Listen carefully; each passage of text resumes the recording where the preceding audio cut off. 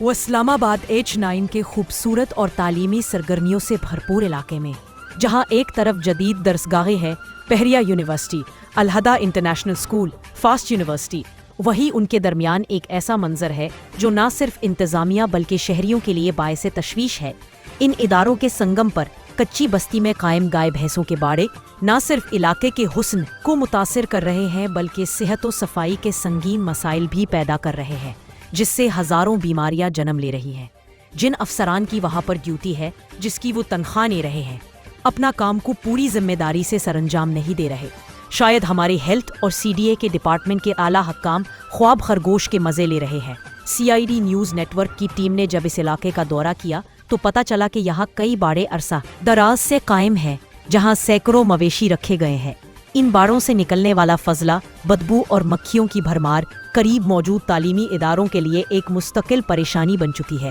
CDA کی جانب سے حال ہی میں تجاوزات کے خلاف کارروائی کی گئی، جس میں متعدد باڑے گرا دیے گئے، مگر حیرت انگیز طور پر وہ بڑا باڑہ جس میں 1500 سے زائد گائیں اور بھینسیں موجود تھیں، اسے کسی وجہ سے کارروائی سے محفوظ رکھا گیا۔ یہ بات عوام میں سوال پیدا کر رہی ہے کہ اگر کارروائی واقعی غیر قانونی تجاوزات کے خلاف تھی تو سب سے بڑا اور فعال باڑہ اب تک کیوں نہیں ہٹایا گیا؟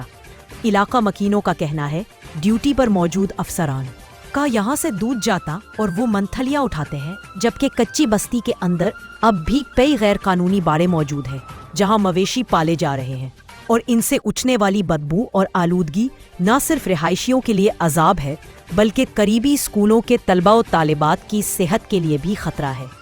عینی شاہدین کے مطابق کارروائی کے دوران CDA ٹیم نے چھوٹے باڑوں کو تو ہٹا دیا، لیکن بڑے باڑے کے مالکوں کے خلاف ابھی تک کوئی عملی قدم نہیں اٹھایا گیا۔ لوگوں کا کہنا ہے کہ یہ دوہرا معیار سمجھ سے بالاتر ہے۔ اسلام آباد جیسے شہر میں جہاں تعلیمی ادارے اور شہری سہولیات ایک ساتھ موجود ہیں، وہاں اس طرح کی کچی آبادیوں اور مویشی باڑوں کا قیام نہ صرف ماحولیاتی خطرہ ہے بلکہ شہری انتظامیہ کی کارکردگی پر بھی سوالیہ نشان ہے۔